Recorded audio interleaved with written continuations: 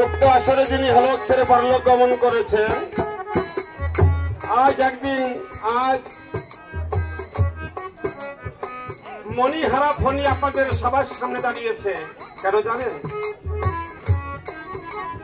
যেদিন ব্রাহ্মণ, অগ্নি, তিল, তুলসী সবাইকে সাক্ষাৎ করে তার জীবন, যৌবন, মনোপ্রাণ, পাপ, পুণ্য, ভালো মন্দ স্বামীর চরণে অর্পণ করেছিল, সেই স্বামী আজ সুযোগ পেয়ে তাকে কাঙালিনী করে ইহলোক ছেড়ে পরলোক গমন করেছে। স্বামী যে আজ তার স্ত্রী যে অর্থ প্রদান করলেন, আপনারা আশীর্বাদ করবেন এই অর্থটাকে পারের করি, মনে করি নিজ হাতে বৈঠা ধরি ভবনদী পার করি, তার স্বামীকে যেন ওই হাতে পার থেকে ও পার তুলে দেয়।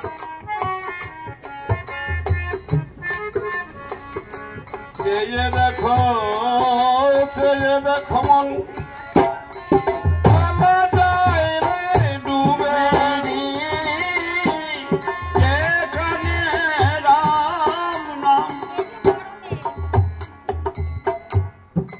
জ্যেষ্ঠ কন্যা এসে পিতৃ আত্মার জন্য কামনা করছেন। আপনার আশীর্বাদ করবেন, আমিও কামনা করবো তার মনোবাসনা পূর্ণ করে তাকেও যেন ইষ্ট প্রেম প্রসাদ হরি ভক্তি, গুরু ভক্তি প্রদান করে। পিতৃ আত্মার লাগিয়া তোমরা করো কিছু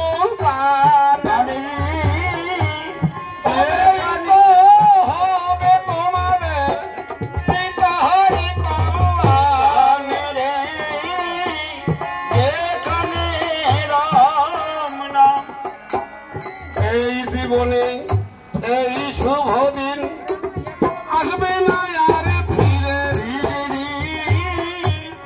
যেখানে আসরে আজ যিনি হলক ছেড়ে পরলোক গমন করেছেন তার তৃতীয় কন্যা, চতুর্থ কন্যা তিনি দাঁড়িয়েছে পিতৃ আত্মার কল্যাণের জন্য করে কিছু অর্থ নিয়ে। যে অর্থ নিয়ে দাঁড়িয়েছে ভগবান তার মনোবাসনা পূর্ণ করে তাকেও যেন ইষ্ট প্রেম গুরু ভক্তি হরি ভক্তি প্রদান করে।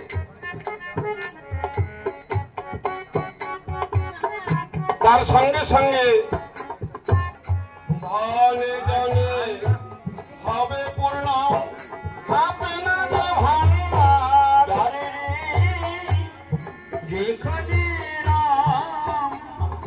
কন্যার ঘরের পুত্র হয়ে আজ তিনিও রাজু আপনার জন্য প্রদান করছে পারিশ্রমিক অর্থ।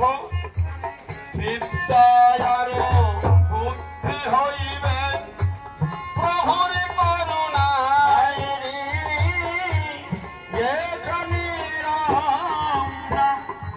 আপদে বিপদে করিবে রক্ষায় আমার রাম দয়া মহারি। যেখানে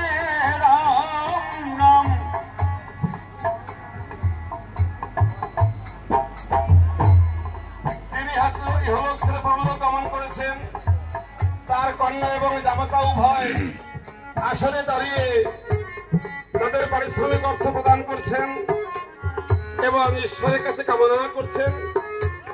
আমিও ভগবানকে ডেকে বলছি, ভগবান তুমি যেমন করে হোক না কেন এদের মনোবাসনা পূর্ণ করে বিষয় বৈভব সুখ সম্পদ সব দিয়ে অন্তিমে ইষ্ট প্রেম প্রসাদ গুরু ভক্তি প্রদান করো। নাতি পুতি আছে যারা এসো তাড়াতাড়ি গাড়ি। যেখানে রাম নাম বিদ্যা বুদ্ধি দিবে তোমায় প্রভু দয়া করি।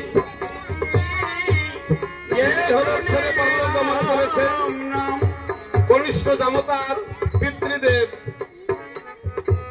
তিনি প্রদান করলেন পেয়াই মশার আত্মকল্যাণের জন্য 116 আনা।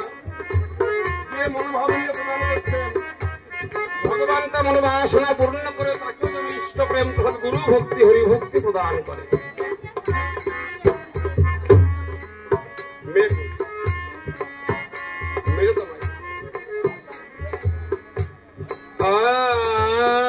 আর মেঝো জামাই আইলো দেখুন আসর ভিড়।